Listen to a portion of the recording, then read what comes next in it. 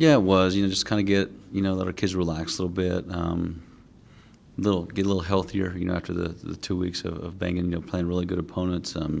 Both top 20 opponents as well, and just the physicality of both of those games. Just a couple of extra days rest for our kids and us as coaches as well. Just kind of take a day to forget about football for just a day or so, but then get right back to it, just to relax and get healthy and get our minds reset for the MIAA. What do you tell the kids to do during those couple of off days? Friday, we came back in Friday morning. We got here at 5:30 in the morning Friday. We were back up here at, the players at 2 o'clock, for meetings and all that stuff. And it was just kind of like, man, just go relax after we got done on Friday. Just take Saturday just to kind of relax, get away from it, watch some other college football. Don't worry about us right now and try to get film on Kearney already and all those things. Just take a couple of days to yourself, and relax and kind of get refocused and get revived a little bit and get healthy. And then, on Sunday, you can kind of start watching Kearney again. And then Monday, we're going to start practicing and lifting. So we had a good practice yesterday. It was really good. Kids came out better than I thought they were going to be, because usually you give them a couple of days off. They're a little bit sluggish. But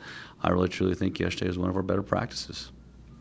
I was going to ask you, after the Angelo loss, how you felt your team would handle that, and now kind of the opposite, coming off an emotional win.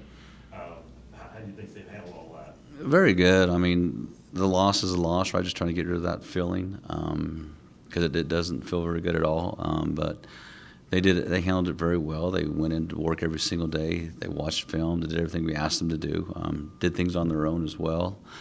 Then after the win, it's kind of the same way. We want to keep this feeling, week in and week out, because it is a good feeling to win ball games, and especially against a good opponent like Pueblo was. So we got to attack this week the same way. Now we're in conference play, and even though those 2 games matter, but right now, if you don't win the conference or you're not second in this conference, you don't have a chance at the playoffs. So we got to really handle, going to this week, preparing to try to get, because it does matter. This game does matter. Every game from here on out really, truly matters. And if you don't win a majority of those games, I'd say 90% of those games, you're probably not going to be in the playoffs, even though we beat Pueblo. So just getting them refocused and relocked in that, hey, we're in conference play now, and this is when things really, truly matter.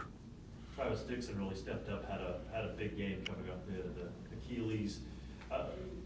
Did he earn a start at that position, or more time, or is it still kind of a by committee deal, because you've got like 4 or 5 different guys in there on Thursday? And really, it's going to come down to how they practice, right, and how he practices this week, and that goes for every position, really on our football team. It's the guy that practices the best and has the most energy, has the best technique and fundamentals, reads the keys properly, and guys that makes plays. So, if he does those things in practice this week, then he'll be our guy on Saturday. If not, well, he'll be the next guy behind him. So, but that goes with any position, on our football field. But, that's one position there that we need to have a guy step up and kind of take over and be the guy for us. It seems like the first 2 weeks have been marked by some inconsistency of play within games. You'll have an amazing quarter, or maybe a lackluster quarter, or drive to drive. It varies. How do you bottle up what you did in a majority of the second half last week in order to be able to make that into a full game? You're exactly right. It's consistency in how we played, throughout the last 2 games. And it's not always the same people, right? It's the crazy thing is, it's just maybe one guy doesn't do his job on this play, and it's always cost us, whether it's a first down, whether it's a penalty that takes away a first down, whether it hurts a long drive or a big pass that we just had. Defensive tackle didn't fit in the right gap, or tried to swim and got out of his gap, and the guy hit that hole, and not expecting him to be there, and he goes 20 yards for a touchdown or whatever it is. It's always those little things of a guy not doing his job on that play that has killed us. And you hear guys talk about all the time about doing their 1/11th. Well, we need guys doing that consistently every single play, and we haven't had that the first 2 games. Yeah, we won the game against Pueblo, but there's a lot of things in that game that need to be corrected and be fixed, for us to really be successful in the MIAA conference. So those are the things we're focusing on this week, is really just doing your part, doing your job, doing it consistently well, playing physical. And if we do those things, good things will happen. But you're right, it's the consistency. We just aren't playing consistently as an individual or as a team to be the really truly successful as we could be if we did our jobs. Is that the hardest thing to teach at the collegiate level? Because you can't instill that into somebody, right? Because a player just has to do it, or they're not going to do it. Like, is there anything as a coaching staff you can do to really make that, make that happen? I mean, you can harp on them, right, and talk to them about the things. And I told our coaches, let's get into these meetings and just don't talk about your guys, right? Talk about everyone that's on the field. Like, hey, if so-and-so would have made this block, or so-and-so would have fit this gap, or if so-and-so would have played this loose in coverage, or if so-and-so would have ran this route just a little bit harder and a little bit faster, what would the outcome have been? And so talk about those things so the kids see the whole picture of how everything truly affects the game of football and our team. And I think once we do that and the kids start seeing it, then maybe they'll start taking it a little bit more personal, like, yeah, I have to do my job, because if I don't, it's going to cost this football team. About the back end of the defense, did you see the improvement you were hoping to maybe from game 1 to game 2? Game 1, I thought we were a little aggressive, right, and biting a little bit too hard, a little bit too quick, and trying to get a little bit too sticky and giving up big plays. This week, of course, we gave up a couple big plays, but we're in a couple man coverages, and that cost us with our inexperience at those two positions at corner. But those kids got their feet wet again. They're getting better. But I felt like we played a little bit too soft, this week in the secondary. Not getting as sticky, played a little bit too loose. So hopefully this week we kind of find that medium, right, where we're exactly where we need to be and at the right place at the right time, and we'll start getting some interceptions and hopefully get some big hits. Playing a team that's 2-0 and got to be feeling pretty good about themselves. What do you see when you look at the Lobos? A good football team. I mean, they're big up front on both sides of the ball. They have very talented receivers. They got a running back that's very, very talented, runs hard, can break away and get the big play, can catch the ball out of the backfield as well. Two different quarterbacks. We didn't see the one last week because of the concussion protocol for the other one, but he'll probably be back this week, I'm assuming. But they're both very talented with the running ability and their ability to run, and get outside the pocket and make the throw downfield as well. So very solid offensively. I mean, they don't give you a ton of different looks, but they're really solid at what they do, and they're really good at what they do. So, we're going to have our hands full defensively. And their defense, I mean, they're big up front. They got some big defensive linemen that move very well. They got some linebackers that run well. Secondary is very athletic. They give you a bunch of different looks depending on what personnel you're in. So we're going to figure out what personnel fits us best against what they're doing defensively. And, they're going to roll coverages quite a bit, play some man stuff. And, we're going to give our quarterback time, in the pocket to just see the rotation of that coverage, and our receivers as well, so they can get to the spots that they need to get to. So it's all going to be, again, establishing the run game offensively, which I think we can do. But it's just being solid on those blocks and then getting to the next level and not leaving too early with your first initial block. And then, our receivers going out and making some big plays this week. We need to get the run game going so we can get some play actions going and get some big plays going, because we really haven't done that yet. You mentioned the running game and the running back. I mean, do you have to really emphasize tackling? Because it seems like it takes multiple guys to bring him down usually. It does. I mean, we're going to run our feet, grab jersey, and there's going to be multiple people there, and we're going to take the right angles. Because if you don't take the right angle against him, he's going to make you miss. I mean, he's a shifty guy that can make anybody miss with spin moves, just change the direction, jump skip, whatever it might be. He's got all the tools. So we're going to gang tackle him. We're going to make sure we keep him corralled and take the proper angles. And once we get there, we're going to wrap up and run our feet, grab jersey and get him to the ground, because, he can break tackles and he can run very hard. He runs hard. He's a tough runner. I think I know the answer to this from last year's game, but it always seems like the rivalry between these two schools has certainly been out of the Kearney side because of location. We are the closest school for them. Is it reciprocated from Fort Hays State to Kearney? Is it a true back and forth rivalry? It is now. It's getting to that point, right? You always kind of look at your in-state schools, but they're 2 hours away, and we recruit a lot of the same kids from Nebraska, from Colorado, from Kansas. So this is a game that we need to go out and win and show kids why they need to come to Fort Hays State University. But it's getting to that point. Coach Held's kind of built it up, and now I'm starting to build it up. It started when Coach Lynn was there, but it is. I mean, this is the closest trip for both of us, which is crazy. I mean, because everything else is 4 to 6 hours away. But this is a big rivalry game. But I still see as our in-state schools as a rivalry as well. But, I mean, it's week in, week out in this conference. To me, every game's a rivalry game because you have to win to go on and to be in the playoffs. Talk about the importance of, I mean, it could be a play in the first quarter, but it seems like these games come down to the very end regardless of where the teams are. They always seem to be pretty close. They always are a close game. I mean, last year we thought we handled it at first, and all of a sudden they came back, and it was kind of like they almost got us with the last second play in the end zone and all those different things. But, yeah, it's always come down to a last play or two there. But a couple years ago they were up by 21 at halftime. We came back and we won the ball game. So it's always a close game for some reason. But I think if we need to go do our job and do our assignments this week and play like true Tigers can, and again, not worry about our opponent, worry about ourselves, and play this game the way that we're supposed to play it. I would say that it was. That was a very physical game. We were on the field quite a bit. It was an exciting game, and everybody was pretty tired after that, so it was nice to have a couple extra days to get ready for this week. How long does the high of that game last when you're on the bus and heading back home? How far do you make it before the adrenaline starts to crash? We got back at 6 a.m. that day, and I think I was still excited. I didn't sleep too much, Bus rides are kind of hard to get comfortable on, so laying on the floor a little bit, but I think most of the guys stayed up the whole entire night, so that adrenaline lasts for a long time. Coach always talks about playing physical and being physical. It felt like on Thursday you were a little more physical than week one. How would you assess that? Yeah, he preaches that every day, every week, and we're never as physical as he would like, no matter how physical we are.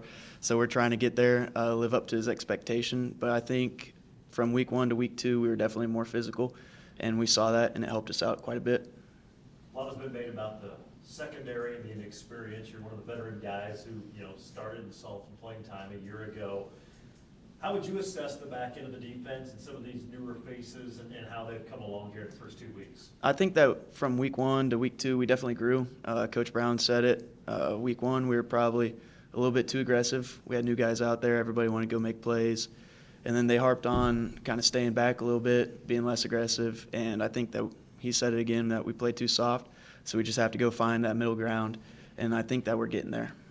Is that hard to try to meet coach's expectation when he wants you to be physical, and then you hear, well, you guys are a little bit too far? Is that hard to find that balance? I know you just talked about it a little bit, but you're trying to do the right thing, but then it ends up going a little bit too far? Yeah, it is a little bit difficult, especially when you play safety and corner and you're covering receivers. You see a run and it's like, oh, I need to go make that play. You want to go hit someone, but you also still have to do your job. So it just kind of comes down to finding that middle ground, making the right play and doing your job. Coach talked about maybe 2 quarterbacks this weekend. Any similarities between what they try to do with their multiple quarterbacks and what Angelo State in week 1 did with their multiple quarterbacks? I believe so. They rotated quarterbacks week 1 a little bit more than Angelo did.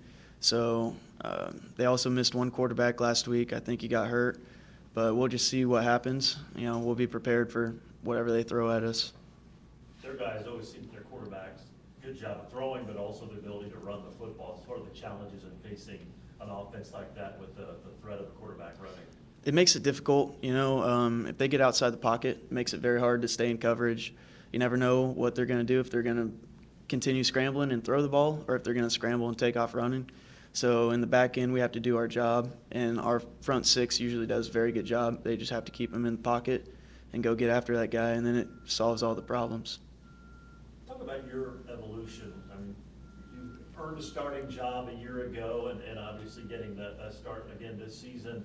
Just how you've improved your game and areas you've been keep looking to improve on as you go along. Growing like my mental aspect of the game, just learning what can happen, better scenarios, and just being better overall, like knowing the game. That's helped me a lot, and then getting better in my coverage-wise and honestly, kind of everything. Like, there's no aspect of my game that's perfect, and it probably won't ever be.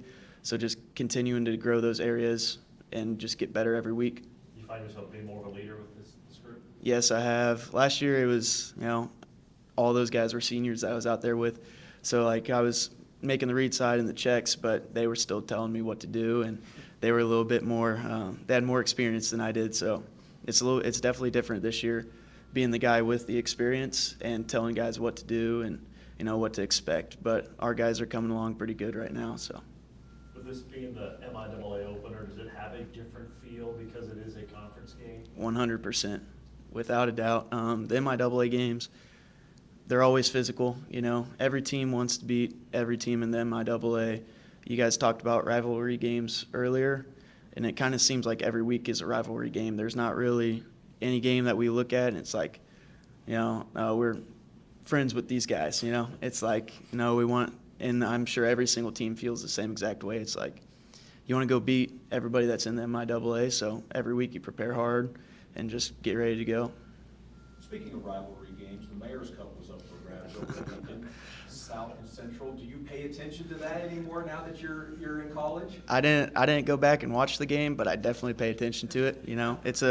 That's a big game. A lot on the line, and Central got it again this year, so hopefully they keep that little streak that we got going. So you and Deeks, do you have any friendly rivalry? Oh man, that's my roommate, and we've lived together since we came up our freshman year. We were in the dorms together, and it's not too much of a rivalry for us because he got me 1 year, and he doesn't let me live that one down, but I've got him 3 other ones, so.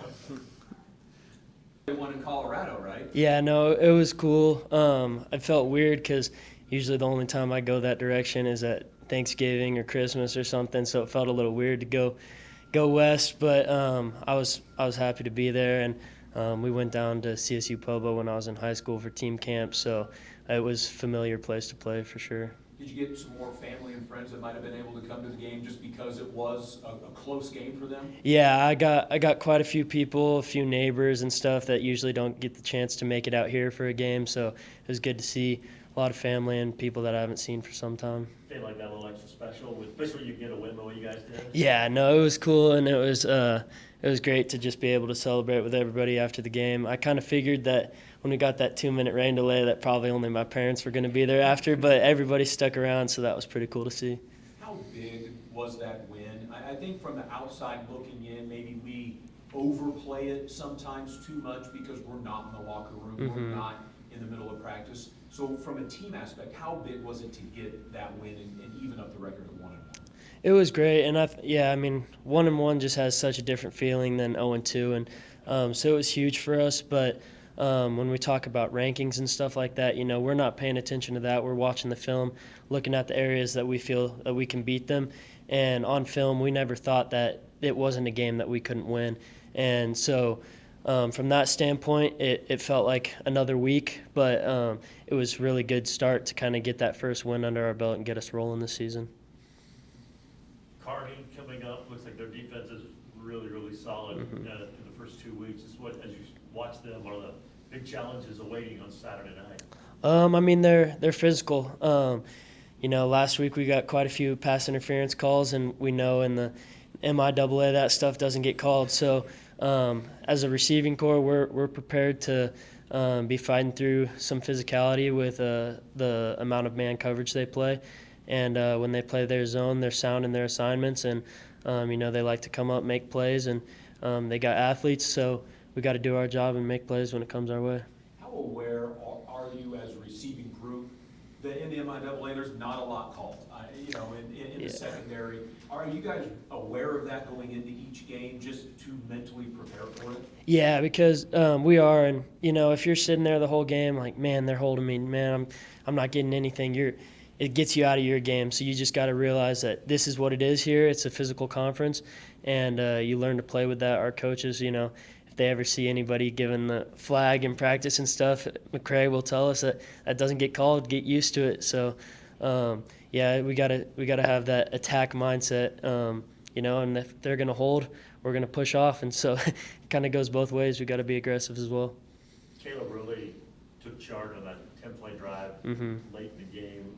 A lot of big runs and not sliding and going. Mhm. What does that do for you guys, the rest of the offense, when you see the quarterback, playing like that and just trying to make those plays? Yeah, I mean, when you see a guy fighting like that for us, it only makes you want to work harder. You see a guy that's he's not feeling quite like himself, just going as hard as he possibly can. It motivates you, and they were checking up on him in the huddle, and I just kept telling him, like, you're good. Get through this drive, and we're gonna be all right.